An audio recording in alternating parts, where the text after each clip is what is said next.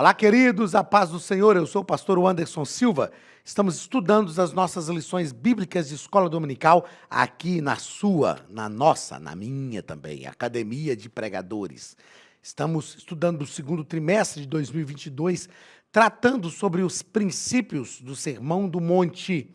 São lições comentadas pelo pastor Osiel Gomes, um excelente servo do Senhor, um doutor nas Escrituras, professor nosso aqui na Academia de Pregadores também, e nós estamos estudando os comentários que são magníficos. Na aula de hoje nós vamos estudar um assunto muito importante. Você já parou e estudou sobre o jejum e a oração? Tanto o jejum quanto a oração são disciplinas espirituais. Dom Richard, no seu livro Celebração da Disciplina, trata de algumas disciplinas espirituais e trata do jejum e da oração, que são assuntos magníficos a serem estudados e muitas vezes mal interpretados no nosso meio. A oração não pode ser um monólogo, tem que ser um diálogo entre nós e Deus. E eu ensino também que a oração não pode ser uma ferramenta de petição. Ela tem que ser um mecanismo de comunhão. O principal na oração não é pedir, é desfrutar da presença de Deus, da comunhão. E o jejum? Você sabe realmente como deve ser feito o jejum e por que fazer o jejum? Você já viu pessoas que jejumam para Deus cumprir aquilo que Ele prometeu? Aquilo que Deus prometeu, nós não precisamos fazer jejum para que Deus cumpra. Já é promessa dele. Nós vamos aprender hoje sobre 3 aspectos importantes do jejum. 3 razões por que nós devemos verdadeiramente jejuar. Nós vamos aprender sobre o jejum como um ato de humilhar-se por meio da confissão, e está ligado realmente à confissão. Vamos aprender também do jejum como lamentação por causa de um mal sofrido, que é o jejum gerado pelo arrependimento. Israel fazia isso. E vamos aprender também sobre o jejum que envolve um evento espiritual de grande concentração de fiéis, que é uma consagração. Então, o jejum tem esses 3 aspectos: confissão, arrependimento e consagração. Você vai aprender na aula de hoje a não jejuar tão somente para que Deus cumpra aquilo que Ele prometeu. O que Deus prometeu se cumprirá, porque Deus é um Deus promitente. Eu tenho certeza que vamos ter, ou teremos, um grande aprendizado, tanto sobre o jejum, quanto sobre a oração. Vamos em frente. Lição de número 9, 29 de maio. Amanhã, dia 30 de maio, amanhã, né? Um dia depois desse domingo aqui, dia 30 de maio, depois do próximo domingo, não é? É o meu aniversário, dia 30. Então, se você quiser mandar um presente, assim como eu falo, se você quiser fazer pergunta, você pode pegar o telefone lá nas redes sociais e me mandar uma mensagem no WhatsApp. Se você quiser mandar um presente também, você pega lá, pede o meu endereço e manda um presente, tá ok? 29 de maio de 2022. O título da lição: Orando e jejuando como Jesus ensinou. Fazendo conforme Jesus ensinou. E não conforme alguns acham que tem que ser. Texto áureo está em Atos capítulo 13, versículos 2 e 3. Disse o Espírito Santo: Apartai-me a Barnabé e a Saulo para a obra que eu os tenho chamado. Então, jejuando e orando, e pondo sobre eles as mãos, os despediram. Eu acho isso magnífico na vida da igreja primitiva. A igreja primitiva não resolvia nada sem oração. Orava, jejuava, para que Deus realmente intervisse. Verdade prática: a oração e o jejum são disciplinas espirituais que potencializam, olha que coisa magnífica, potencializam sensivelmente a vida piedosa do crente. A oração e o jejum são disciplinas espirituais que potencializam sensivelmente a vida piedosa do crente. A oração nos põe em comunhão com Deus. Falei isso aqui agora há pouco. Ela nos põe em comunhão com Deus. E o jejum quebra a nossa carne. O jejum faz a nossa mente estar ligada a Deus. Nos mantém concentrados, ligados ao trono da graça de Deus. Então, são disciplinas espirituais realmente importantes para a nossa vida. Palavra-chave, oração. O texto da leitura bíblica em classe está em Mateus, capítulo 6, versículos 5 ao 18. É a leitura mais extensa desse trimestre até agora. E quando orares, não sejas como os hipócritas, pois se comprazem em orar em pé nas sinagogas e às esquinas das ruas, para serem vistos pelos homens. Hipócritas, é o que estudamos na lição passada. Em verdade vos digo que já receberam o seu galardão. Mas tu, quando orares, entra no teu aposento e, fechando a tua porta, ora a teu pai que vê o que está em oculto. Deus tem um negócio com essa coisa de ver o que está em oculto, né? Deus gosta daquilo que é só dele. Só dele. Não é que Deus gosta de coisas secretas e escondidas, mas Deus gosta daquilo que nós reservamos só para Ele. É um relacionamento assim que Deus tem com a gente, para Ele saber, ó, isso aqui é só meu. O Deus que vê em oculto, teu pai que vê em oculto, e teu pai que vê em oculto te recompensará. Então, ora teu pai que vê em oculto, e teu pai que vê em oculto te recompensará. E orando, não useis de vãs repetições como os gentios, que pensam que por muito falarem serão ouvidos. Não vos assemelheis, pois, a eles, porque vosso Pai sabe que o que vos é necessário, antes de vós lhe o pedirdes. Portanto, vós orareis assim: Pai nosso que estais nos céus, santificado seja o teu nome, venha o teu reino, seja feita a tua vontade, tanto na terra como no céu. O pão nosso de cada dia dá-nos hoje. Perdoa-nos as nossas dívidas, assim como nós perdoamos aos nossos devedores. E não nos induzas à tentação, mas livra-nos do mal, porque teu é o reino, o poder e a glória para sempre. Porque se perdoardes aos homens as suas ofensas, também vosso Pai Celestial vos perdoará. Se, porém, não perdoardes aos homens as suas ofensas, também vosso Pai vos não perdoará as vossas ofensas. E quando jejuardes, não vos mostreis contristados como os hipócritas, porque desfiguram o rosto para que aos homens pareça que jejuam. Em verdade vos digo que já receberam o seu galardão. Porém tu, quando jejuares, unge a cabeça e lava o rosto. Ou seja, não fica parecendo que é a marmota. Ai, Jesus, desculpa parecer que é a marmota. Quem fala assim é o tiririca. Ai, Jesus. É porque quando as pessoas estavam no processo de luto, elas não lavavam o rosto, não penteavam o cabelo, não usavam perfume. Esse unge com óleo é o perfume. Era um óleo, uma especiaria, né, cosmético. Aí a pessoa ficava aquela marmotagem toda. No momento de luto, era incompreendido isso, era inteligível isso. A pessoa estava sentindo uma dor da perda, enfim. Aí ia o povo jejuar. Ia lá, ficava com a marmotagem lá, parecendo que estava velando um defunto, parecendo que estava em luto e não estava jejuando. Aí Jesus diz: unge a sua cabeça, lava o rosto, passa um perfume bacana, toma um banho legal, abre o olho, regala esses olhos, vida para frente. Está jejuando, mas não precisa ficar, eu estou jejuando, irmão, eu quero comer não. Para que isso? Para que isso?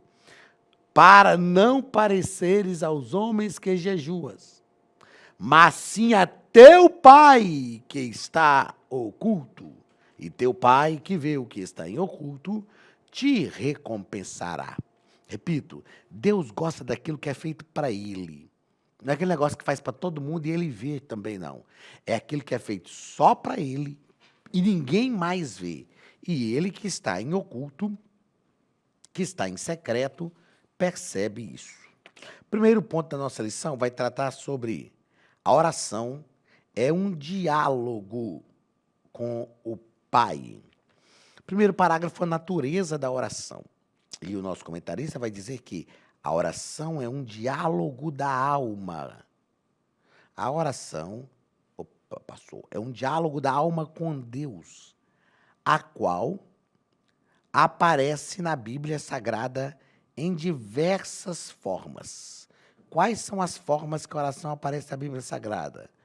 Como confissão, adoração, comunhão, ações de graças.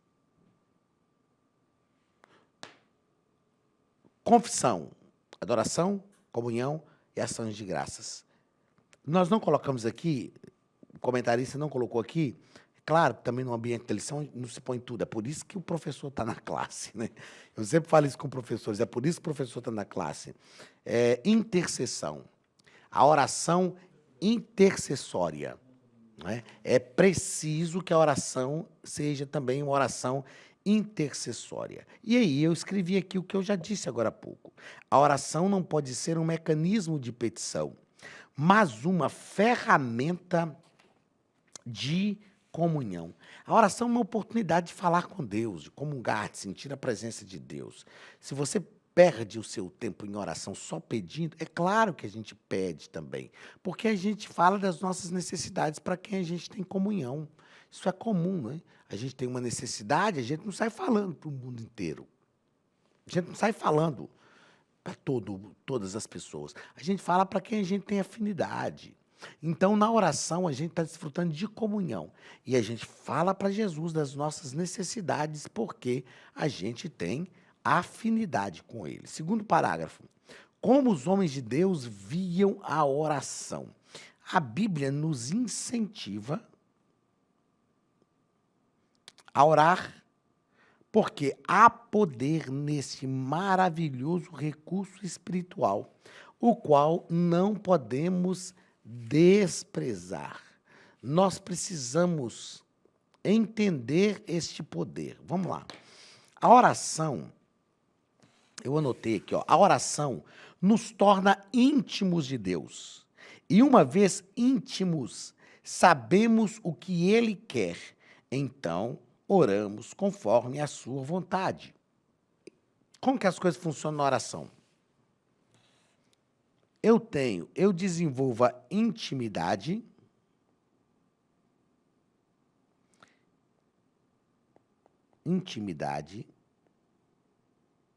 através da intimidade eu conheço a Deus,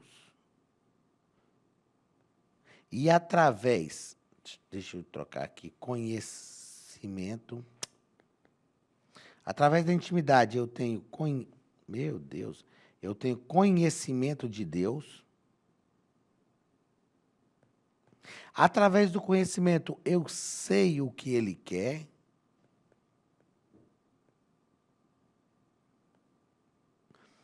Eu aprendo sobre, deixa eu tirar aqui, através do conhecimento de Deus, eu aprendo sobre a sua vontade. E aí eu peço a Deus conforme a sua vontade. Entendeu? Intimidade. A intimidade me faz conhecer. Olha, eu tenho intimidade através da oração. A intimidade me faz conhecer a Deus, e eu conheço a Deus e aprendo sobre a sua vontade. Aí eu oro e peço a Deus para que Ele faça conforme a sua vontade. E aí Deus faz. Qual é a oração que é respondida? É aquela oração que nós pedimos, suplicamos, conforme a vontade de Deus. Seja feita a tua vontade, tanto na terra como no céu. Eu acho importante entender esse poder da oração, porque tem gente que fala assim: a oração é poderosa, a oração é a chave da vitória, a oração move o coração de Deus. Aí tudo que a gente pedir em oração, Deus vai fazer? Não. Aquilo que for decreto de Deus, Deus não vai mudar. Nós precisamos entender que a oração não muda os decretos de Deus, mas a oração nos transforma para cumprir a vontade de Deus na nossa vida. Isso é muito importante. A oração não muda os decretos de Deus. A oração me transforma para cumprir a vontade de Deus na minha vida, tá ok? Então, quando nós tratamos aqui que a oração tem um poder maravilhoso, é verdade. Só que desde que nós oremos conforme a vontade de Deus. E como saber qual é a vontade de Deus? Conhecendo a Deus. E como conhecer a Deus? Desenvolvendo uma vida de comunhão com Ele. Intimidade através da oração. Então, pela oração eu sou íntimo. Pela intimidade eu conheço a Deus. E ao conhecê-lo eu sei qual é a sua vontade. E aí eu oro. Olha que ciclo. Olha que ciclo glorioso. Aí eu oro conforme a sua vontade e ele vai me conceder, porque eu estou orando conforme a sua vontade. Terceiro parágrafo. A maneira de orar. A maneira de orar. Na oração, que nós chamamos de oração do Pai Nosso, Mateus capítulo 6, versículo 9, a partir do versículo 9, né? É o capítulo 6, a partir do versículo 9. Jesus está nos ensinando, Jesus não está dando uma reza para a gente ficar repetindo. Jesus nos está ensinando alguns princípios de como nós devemos orar. Então, primeiro, a quem a oração deve ser dirigida? A Deus. Pai nosso que está nos céus. Eu acho tão linda essa expressão, porque ela demonstra duas coisas. Primeiro, que nós não estamos sozinhos, nós temos um Pai. E segundo, ele não está conosco, mas ele está no lugar de onde ele tem controle de tudo. Ele está no céu. Pai nosso que estás no céu. A postura do corpo ao orar, não tem uma postura certa. É claro que o orar de joelhos dobrados exprime, deixa claro uma rendição, uma humilhação diante de Deus. Os súditos, quando o rei passava, eles se dobravam, se ajoelhavam diante do rei. Então, essa postura de dobrar os joelhos para orar, isso é algo assim que é claro, que trabalha também, tem um poder emocional grande na nossa vida. É o nosso corpo se voltando para todo momento da oração. Mas não tem como orar de joelhos, ora deitado, em pé, sentado, enfim. O importante é estar realmente voltado para o momento de oração. O horário da oração. Daniel orava 3 vezes ao dia. Não tem hora para orar, é toda hora.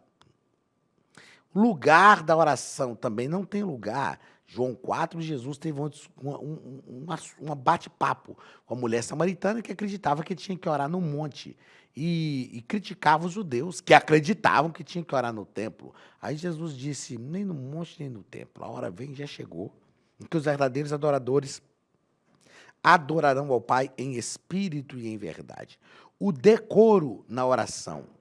Esse decoro diz respeito à sinceridade, à decência, à reverência no ato de orar, a essa entrega. É aquele momento, não que a gente tem que ficar cheio de mimimi com Deus, cheio de cerimônias com Deus, mas na hora que nós vamos orar, nós precisamos ter esse decoro, essa reverência, essa sinceridade.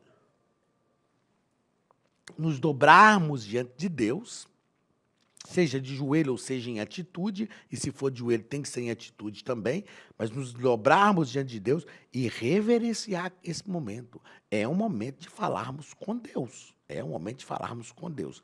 O estado do coração na oração. Se o coração estiver transformado e cheio da palavra de Deus, nossa oração será ouvida. Eu acho interessante isso aqui, ó. Cheio da palavra de Deus. Quando nosso coração está cheio da palavra, nós oramos a palavra. É tão gostoso quando isso aqui acontece, quando a gente ora e diz, Deus, a tua palavra nos diz que. Olha, se eu disse que nós precisamos orar, falei agora há pouco aqui, né? A oração diz comunhão, comunhão, intimidade, intimidade, conhecimento, conheça a vontade de Deus. e oro conforme a sua vontade. Se eu disse que isso é importante, imagine agora a gente orar a palavra. Deus, a tua palavra nos diz, e eu oro de posse da tua palavra. Meu Deus dos céus.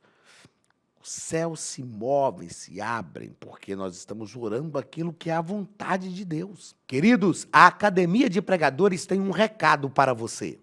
Olá, queridos alunos e alunas da Academia de Pregadores, que bom ter você conosco neste momento tão especial. Estamos aqui para apresentar a nova plataforma da Academia de Pregadores, que foi construída ao longo dos últimos meses com muito carinho, um grande investimento, para levar até você não somente um conteúdo de excelência, mas também tecnologia de ponta. Veja comigo.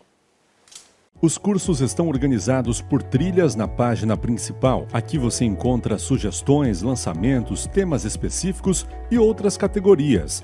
No final da página tem uma trilha com todos os cursos. Após começar os seus estudos, a primeira trilha será Continuar assistindo, que mostra somente os cursos iniciados por você. Sobre a capa do curso, consta o número de aulas, a carga horária e um botão para adicionar os favoritos.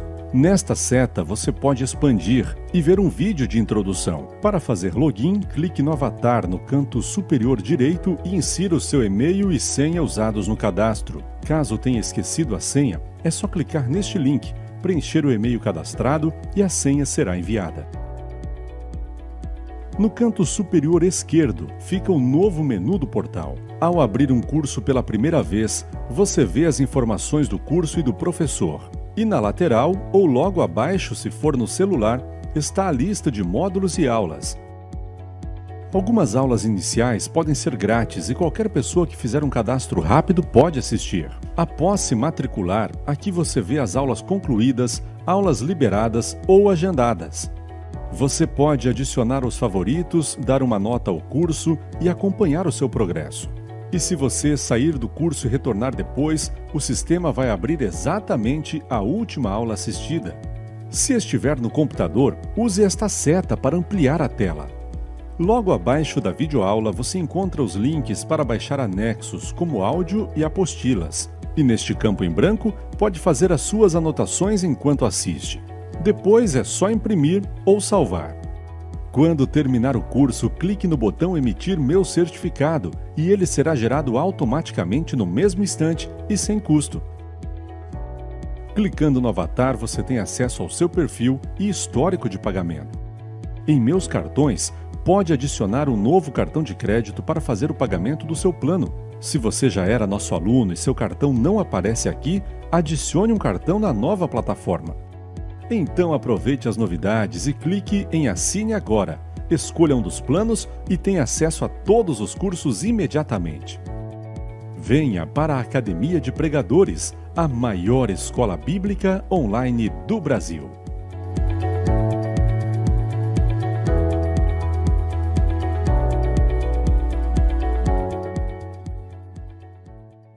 Segundo ponto, a oração que Jesus ensinou. Primeiro parágrafo, Jesus não condenou a oração em público. Isso é claro, Jesus condenou a atitude de quem orava em público. O que Jesus condena é a oração, quer individual, quer coletiva, dominada pelo espírito de exibição, ostentação, cuja intenção do orador é ser visto e louvado pelos homens, o que os hipócritas e fariseus buscavam. Então, o que Jesus está condenando não é o ato, é a atitude. É diferente. Jesus não condena o ato. Jesus condena a atitude. A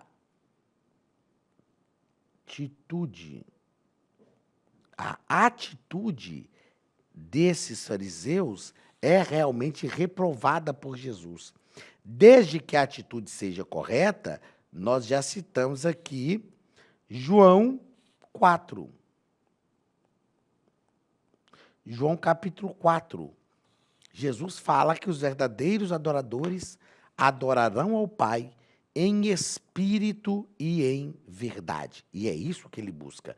Segundo parágrafo, Jesus quer que sejamos discretos.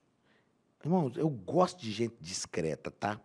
Eu gosto de gente que não fica se exibindo, gente que sabe se portar, que não chega e senta nos primeiros lugares, que espera ser convidado. Isso é algo glorioso. Jesus quer que sejamos discretos. No ensino de Cristo, em Mateus capítulo 5, 6, versículos 5 e 6, sua ênfase não é o lugar, mas a atitude de quem ora. Ok, tratamos disso aqui.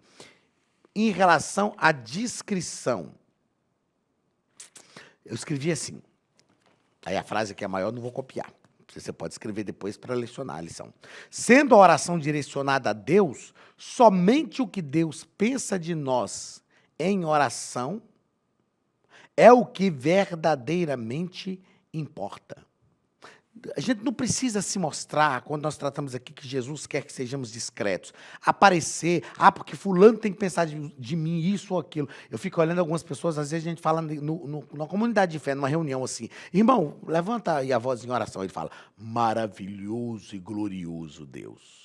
Deus que está entronizado nas alturas. Ó Senhor, Criador dos céus e da terra, magnífico e excelso Rei dos reis e Senhor dos senhores.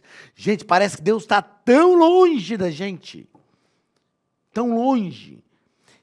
Não é o jogo de palavras que nós fazemos, não é o vernáculo que nós usamos que vai fazer Deus ouvir a nossa oração. É aquilo que Ele conhece do nosso coração. Deus nos conhece. Jesus falou isso ao teu Pai que está em secreto, teu Pai que vem em secreto, Ele te recompensará. Então, Deus, a oração direcionada a Deus, somente o que Deus pensa de nós em oração é que verdadeiramente tem relevância. Terceiro parágrafo do segundo ponto, não useis de vãs repetições. Quando a oração é balbuciada apenas em palavras vazias, perde o foco, que é Deus, e se firma nas vãs repetições. Então, a nossa oração tem que ser direcionada a Deus. E as vãs repetições é quando a gente está ali falando e já perdeu o foco. Por que a oração precisa ter foco? Porque Deus até entende a gente, mas a oração tem que ser racional. Paulo fala em Romanos 12 de culto racional. A oração tem que ser racional, lógica. E eu disse aqui que a oração tem que ser um diálogo aberto com Deus. A oração não pode ser um monólogo. Não pode ser um monólogo. Tem gente que vai orar, fala.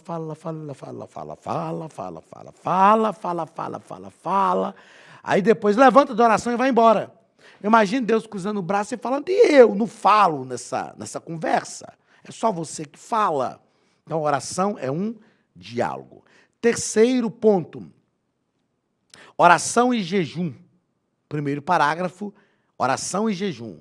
Uma combinação perfeita. Eu gostei dessa fala, assim, uma combinação perfeita.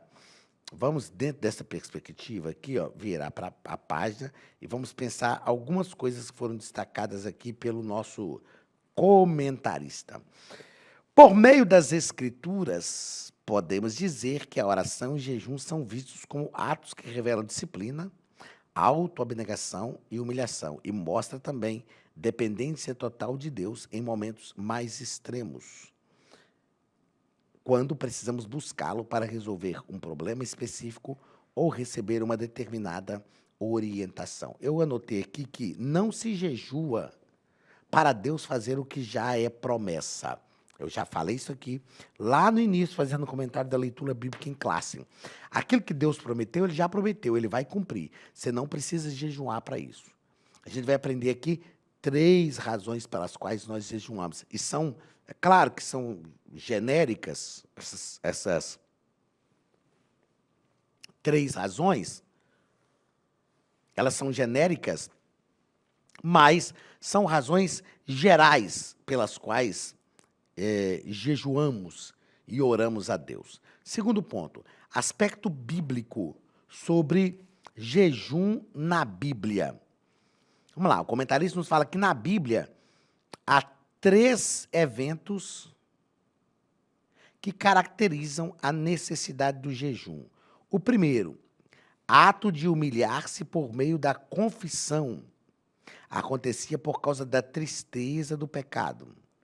O segundo, o ato da lamentação, fosse por causa de um mal sofrido, fosse por alguma praga, uma derrota sofrida em uma batalha ou ameaça. E o terceiro, o evento espiritual de grande concentração de fiéis, como no caso do envio de missionários e a escolha de homens para a obra. Deixa eu tentar agora escrever isso aqui, aquilo que eu disse no início, para que você entenda. O primeiro ato aqui, ó, primeiro deixa eu colocar um pontinho aqui, ó, número 1, número 2 e número 3. Os 3 atos. Agora vamos lá. O pessoal pergunta como que eu uso isso aqui, né? Então é interessante isso aqui para você estar em sala de aula. O primeiro ato era uma questão de confissão.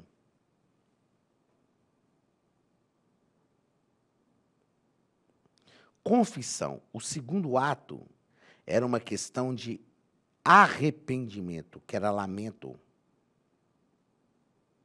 Arrependimento. E o terceiro era uma questão de consagração.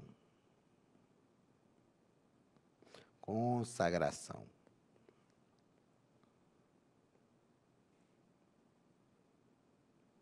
Então, pronto. Essas 3 situações são situações bíblicas em que acontecia o jejum. Se humilhavam por causa de alguma tristeza, quando alguém pecava, tinha alguma dificuldade, algum problema acontecia. Eles rasgavam suas vestes, jogavam assim sobre a cabeça, se humilhavam diante de Deus e jejuavam, oravam e jejuavam, faziam um ato de confissão. Depois, por causa de um mal sofrido, alguma praga, uma derrota sofrida, que era resultado de pecado, aí eles se arrependiam. Rasgava suas vestes, jogava assim sobre a cabeça e se arrependiam, oravam e jejuavam. E depois, algum evento espiritual. Por exemplo, quando Josué foi entrar na Terra Prometida, Josué disse ao povo, consagrai-vos, santificai-vos, porque amanhã o Senhor fará maravilhas no meio de vós. Era um ato de consagração. O jejum deve envolver essas 3 áreas. Confissão, ato de confissão, ato de arrependimento e ato de consagração. Eu vou jejuar para Deus cumprir o que Ele me prometeu. Não precisa jejuar por isso. O jejum vai te tornar sensível à vontade de Deus. Não jejuem por isso. Jejuem como um ato de consagração. Pronto. Eu quero que Deus cumpra na minha vida aquilo que Ele prometeu e eu vou me consagrar a Deus. Porque me consagrando a Deus, eu vou ficar mais perto dEle, vou perceber o que Deus quer e viver a sua vontade. Pronto. Pode-se fazer isso? Perfeitamente. Bíblica e teológica falando, perfeitamente, o jejum funciona nessas questões. E o último parágrafo, o ensino de Jesus sobre o jejum. Então, segundo o Sermão do Monte, entendemos que a prática do jejum é livre, um ato voluntário e espontâneo. Isso porque deve nascer do desejo genuíno da alma, com motivos especiais, quer seja diante do perigo, quer seja diante da tristeza ou da tentação. Ou seja, ninguém é obrigado a jejuar. A gente jejua como um ato livre. Eu quero fazer isso, eu quero me consagrar, me dedicar a Deus em oração e jejum, e eu faço isso, me entrego, e com certeza a bênção do Senhor vem. Queridos, como eu disse, na aula de hoje nós aprenderíamos sobre o jejum, sobre oração, e eu disse no início da aula que eu tinha certeza que nós íamos aprender coisas novas, importantes para a prática do jejum e da oração, essas 2 disciplinas espirituais na nossa vida. Que você seja movido pelo Espírito a orar, a jejuar e a dedicar a sua vida a Deus. Isto é importante, oportuno, necessário e traz a bênção de Deus sobre a sua vida. Um grande abraço do pastor Anderson Silva e da Academia de Pregadores. Até a nossa próxima aula, em nome de Jesus. Estude a Bíblia Sagrada de forma simples, pela internet, mas com profundidade. Desvende os mistérios da palavra e transforme completamente seu conhecimento bíblico e sua vida ministerial. Este projeto inovador, inédito em língua portuguesa, reúne alguns dos melhores ensinadores da atualidade para capacitar a igreja e preparar líderes. Já são milhares de alunos em 48 países que estão desfrutando de aulas espirituais e cheias de revelações. Na Academia de Pregadores, você vai encontrar professores que são referência naquilo que falam, preparados para ensinar. Nomes como Elianai Cabral, Cláudio Gama, Alan Prisotti, Napoleão Falcão, Carvalho Júnior, Benhur Lopes, Josué Brandão, Elias Torralbo e muitos outros. Cursos com certificados, reconhecimento e conteúdo de excelência. Tenha acesso ilimitado a todos os cursos pagando apenas R$ 49,90 por mês. Veja as aulas pelo computador, pelo tablet ou no celular, numa moderna plataforma digital, no horário que quiser. Você ainda pode rever as aulas sempre que precisar. Aproveite esta oportunidade e faça parte da Academia de Pregadores, a maior escola bíblica e teológica online.